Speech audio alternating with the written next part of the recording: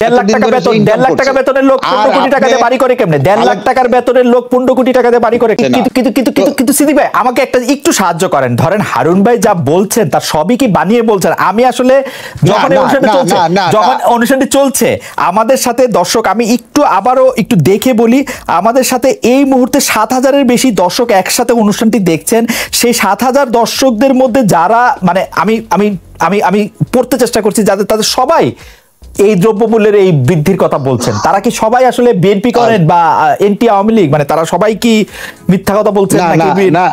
না খালেদ ভাই, আমি এটা এই দ্রব্যমূল্য বৃদ্ধি এটা নিয়ে আমি কোনো দ্বিমত পোষণ করছি না। তো কিন্তু এই যে না খাওয়ার সম্পর্কে বলছেন যে মাংস খাচ্ছে না অনেকে, অনেক মানুষ এরকম লিখছেন, বিশ্বাস করেন অনেক মানুষ এরকম লিখছেন। আমি আসলে ধরে ধরে বলতে পারবো না কারণ এতজন লিখছেন তো, যে আমি একেবারে বলবো না যে এইখানে যে একেবারে অসত্য কোনো কথা আছে তা আমিও বলবো না।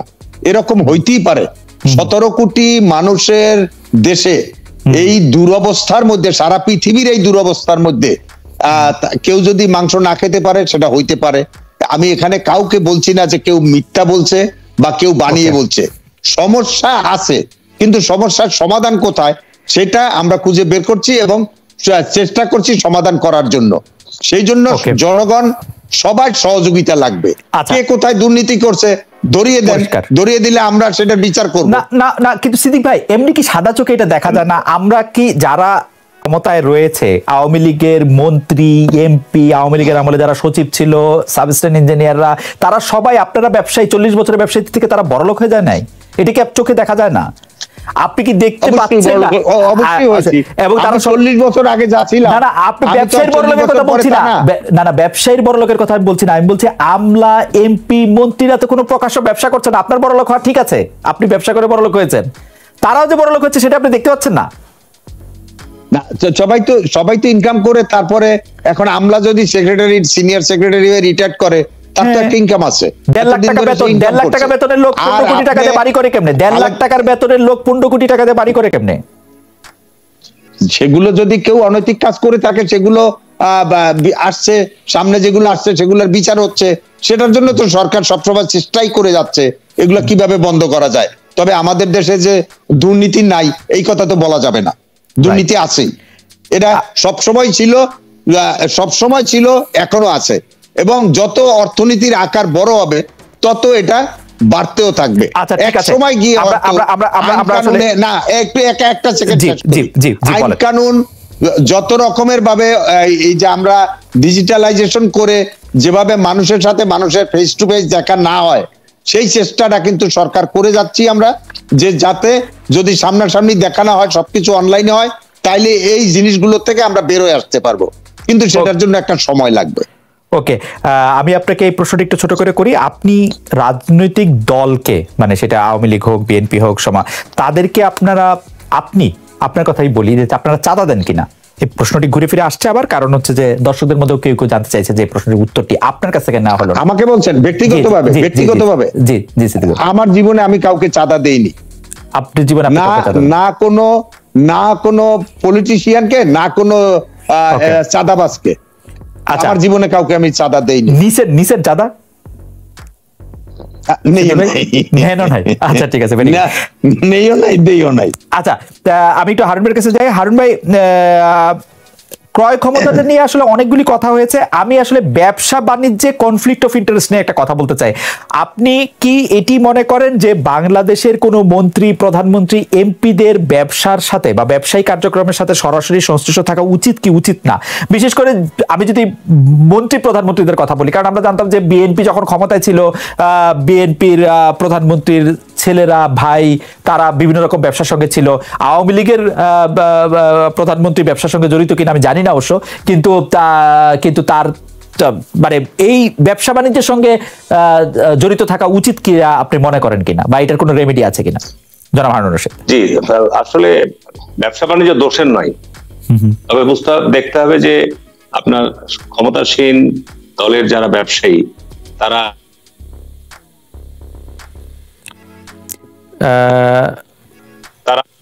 আর্থিক প্রতিষ্ঠানগুলো থেকে কি ধরনের সুযোগ সুবিধা নিচ্ছে। যদি অনৈতিক সুযোগ সুবিধা নেয়, বেআইনি সুযোগ সুবিধা নেয়, তাহলে সেটা অপরাধ এবং দোষের আমি মনে করি। আর যদি আপনার ব্যবসার জন্য, তো স্বাভাবিক কারণে রাজনৈতিক দলের মধ্যে ব্যবসায়ী থাকবে, ব্যবসায়িকদের সহায়তা থাকবে, ব্যবসায়ীদের পরামর্শ থাকবে, এটা তো স্বাভাবিক। কিন্তু আপনি এটা মনে করেন কিনা, ধরেন একটা প্রধানমন্ত্রী, তার ছেলের কয়েকটা লঞ্চ থাকা উচিত, এটা আপনি মনে করেন? না, আমি এটা মনে করি না। লঞ্চ শুধু না, লঞ্চ একটা ব্যবসা। লঞ্চ থাকতে পারে, গার্মেন্টস থাকতে পারে, ট্রান্সপোর্ট থাকতে পারে, থাকতে পারে, কিন্তু কথা হচ্ছে সেটা আপনার নীতি নৈতিকতা এবং নিয়ম কানুনের মধ্যে দিয়ে থাকতে হবে, এটা। দ্বিতীয়ত সিদ্দিক ভাই কথাগুলো বলা প্রসঙ্গে চাঁদার কথা বলছেন, আসলে ব্যবসায়ীদের চাঁদার কথাটা এভাবে না বলে সহায়তা, ব্যবসায়ীরা রাজনৈতিক দলগুলোকে আর্থিক সহায়তা দেয়, এটা তো বাস্তব সত্য। চাঁদার কথা আপনি বলছেন হারুন ভাই, চাঁদার কথাটা আপনি বলছিলেন বিদায় আমি বললাম। আমি চাঁদার কথা বলিনি, আমি বললাম যে আমাদের বিএনপি যে কোনো রাজনৈতিক দলের মধ্যে যারা ব্যবসায়ী সমর্থক যারা রয়েছে, তারা তো স্বাভাবিক কারণে আর্থিকভাবে তাদের সমর্থিত দলকে সহায়তা করতেই পারে। আর আমি সিদ্দিক ভাই আপনাকে বলবো যে দেখেন, এই যে মানব জমির একটা, এই যে বাজারের ময়না 6 মাসের মধ্যে, 6 মাস পূর্বে যে সমস্ত দ্রব্যমূল্যের দাম, সয়াবিন তেল, আটা, চাল, আগে যে দামগুলো ছিল, আর আজকে 6 মাস পর যে দামগুলো দেখিয়েছে, প্রায় কোনোটা 40%, কোনোটা 30%, কোনোটা 80% পর্যন্ত বৃদ্ধি পেয়েছে। আপনি তো ব্যবসায়ী প্রতিষ্ঠান পরিচালনা করেন, গার্মেন্টস শ্রমিকদের, আপনার ট্রান্সপোর্ট শ্রমিকদের, আপনার এই যে কৃষি শ্রমিক যারা আছে, তাদের কি আপনার এই 40%, 50%, 60%, 30% মজুরি বৃদ্ধি পেয়েছে? এটা আপনি যে বললেন যে আমি তো গ্রামে গেলাম, কিছু দেখলাম না। আমি একজন কৃষকের সন্তান, আমি তো বাড়িতে লেবার খাটাই। আপনার হয়তো 6 মাস আগে আপনার 300 টাকা ছিল, এখন হয়তো আমি তাকে 350 টাকা দিচ্ছি, কিন্তু তাকে 500 টাকা দিচ্ছি না। এখন লেবার অ্যাভেলেবল, বেকার ঘুরে বেড়াচ্ছে, আপনি 300 টাকা দিয়ে লেবার পাবেন। সুতরাং একটা জিনিস আপনাকে চিন্তা করতে হবে, দ্রব্যমূল্য পাশে ভারত আমাদের একদম পরিষ্কার। আপনার বক্তব্য একটু পরিষ্কার। আমি একটু আবার সিদ্দিক ভাইকে জানতে চাই, কারণ দর্শক জানতে চাইছেন যে সিদ্দিক ভাই, আপনি এতদিন ধরে গার্মেন্টস এর ব্যবসা করেন, আপনার গার্মেন্টস এর কর্মচারীদের বেতন এই 1 বছরে, 2 বছরে, 2.5 বছরে, 6 মাসে বাড়িয়েছেন কিনা, একটু যদি চট করে পড়েন, কারণ অনেকগুলি গুচ্ছ প্রশ্ন আছে আপনার কাছে। হারুন ভাইয়ের কথা ধরে আমাদের দর্শক প্রশ্ন করেছেন। করেছি, জানেন আমাদের যে লাস্ট যে মজুরি যখন বৃদ্ধি হয়, তখন আমরা কিন্তু মিনিমাম 5% ইনক্রিমেন্ট ইয়ারলি ম্যান্ডেটরি, এটা কোন রকমের কোনোভাবে আপনি যে কাজ করে না সেও পাবে, আবার যদি কেউ ভালো কাজ করে সে 10%ও পাইতে পারে, 15%ও পাইতে পারে। ওকে, 5% মিনিমামের কথা আপনি বলছেন। আমাদের এখানে দ্রব্যমূল্যের জিনিস কোনোটাই আসলে মানে অনেক বেশি পরিমাণে দাম বেড়েছে, সেটি আসলে আপনি নিশ্চয়ই জানেন। আমাদের অন্য প্রশ্ন আছে, জি আমাদের একটা অন্য প্রশ্ন আছে। একটা জিনিস কিন্তু আমি হারুন ভাইয়ের কথায়, আমি আপনার কথায় একটু বলে দিই, সেটা হলো আমরা 6 মাস আগে 84 টাকা ডলার ছিল, আজকে কিন্তু 106 টাকা 10 টাকা ইম্পোর্ট করতে গিয়ে 110-12 টাকাও খরচ করতে হয়। তাহলে এটাও একটা কিন্তু বিরাট পার্সেন্টেজ কিন্তু জিনিসপত্রের দাম বাড়ার পিছনে কাজ করে।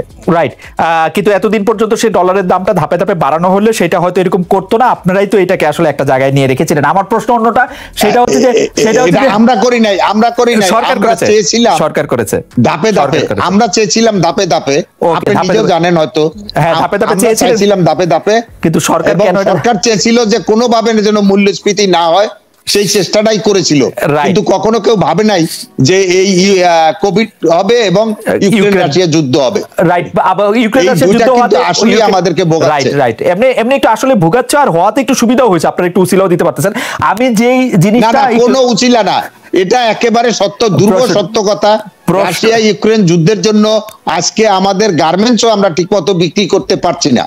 প্রশ্নটা একটু করি, যেহেতু হারুন ভাইকে আমি প্রশ্ন করেছিলাম যে প্রধানমন্ত্রী পরিবারে কারোর ব্যবসা করা উচিত কিনা, লঞ্চ থাকা উচিত কিনা, ডাইং থাকা উচিত কিনা, তিনি বলেছেন যে থাকলে অসুবিধা নেই, কিন্তু প্রভাবিত করলে অসুবিধা আছে। আমি আপনার কাছে একটু জানতে চাইবো যে বর্তমান প্রধানমন্ত্রী পরিবারের কোনো সদস্য কি ব্যবসা বাণিজ্যের সঙ্গে জড়িত? প্রধানমন্ত্রী পরিবারের সদস্য বলতে আমি বুঝাচ্ছি যে প্রধানমন্ত্রী সংসদে যে ঘোষণা দিয়েছিলেন, তার ছেলে, তার মেয়ে, তার বোনের ছেলে, বোনের মেয়ে, অর্থাৎ শেখ রেহানার ছেলে মেয়ে এবং বর্তমান প্রধানমন্ত্রী শেখ হাসিনার ছেলে মেয়ে, তারা ব্যবসার সঙ্গে জড়িত কিনা? কোন ব্যবসার সঙ্গে আমি কারো কথা আজ পর্যন্ত শুনি নাই যে কেউ কোনো ব্যবসার সাথে জড়িত আছে, এবং কোনোদিন কোনো মিডিয়া বা কোনো জায়গায় আমি দেখিও নাই যে তাদের সম্বন্ধে কোনো কিছু লিখেছে। শেখ হাসিনা ছাড়া বাকিদের আয় কি তাহলে?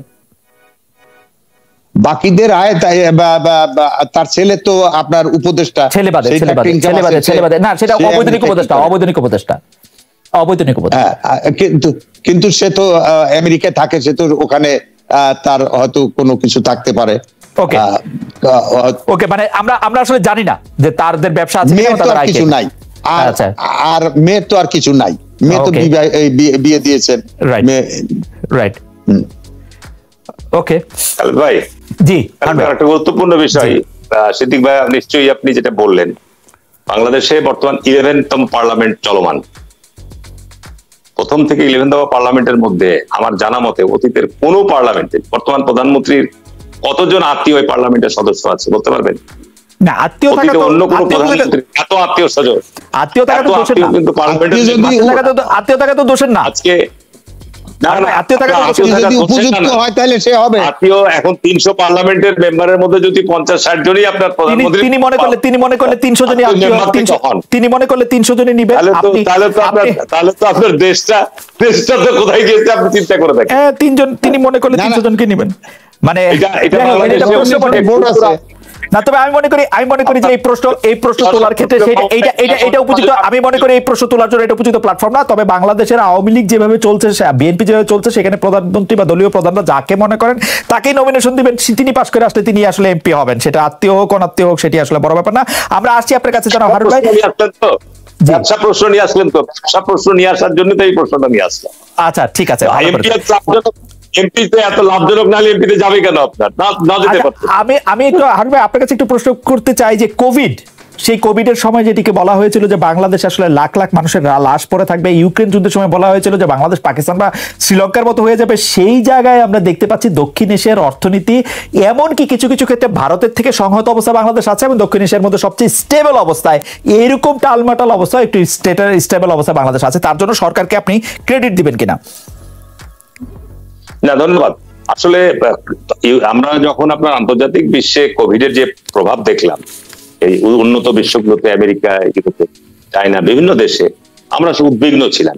তো আবহাওয়া জনিত কারণেই হোক, আল্লাহর রহমত যে সেই তুলনায় আমাদের দেশ ওই সব দেশের মতো আপনার ভয়াবহভাবে আক্রান্ত হয় না বলে পারে। আমরা এখানে আমাদের যে স্বাস্থ্য খাত, তাতে আমরা ব্যাপকভাবে ক্ষতিগ্রস্ত হতাম, ধ্বংসপ্রাপ্ত হতাম। আর আমাদের অর্থনীতির অবশ্যই এখানে একটা বড় খাত গার্মেন্টসে আমরা বিপুল পরিমাণ বৈদেশিক মুদ্রা অর্জন করি, আমাদের রেমিটেন্সের একটা ভালো প্রভাব আছে। কিন্তু আমাদের অনিয়ম, দুর্নীতি এবং আপনার আমি বলবো যে সরকারের যে সমস্ত পদক্ষেপ, ভুল পদক্ষেপের কারণে আজকে এই, এবং দুর্নীতির কারণে আজকে এই রাষ্ট্রের এই অর্থনৈতিক বেহাল অবস্থা দাঁড়িয়ে গেছে। যদি আজকে সত্যিকার অর্থে সরকারের ভুল কৌশল, ভুল পদক্ষেপ না থাকতো, এবং যদি আপনার এই লুটপাট দুর্নীতি না থাকতো, মেগা প্রকল্পগুলোর ক্ষেত্রে এই আকাশচুম্বী এই সমস্ত পদক্ষেপ না থাকতো, তাহলে পরে আমাদের অর্থনীতি আমরা আরো ভালো জায়গায় নিয়ে যেতে পারতাম। মানে লুটপাট, ভুল পদক্ষেপ, এগুলি তো খুব মানে জেনারেলাইজেশন। আপনি কি কোন একটা স্পেসিফিক বলেন?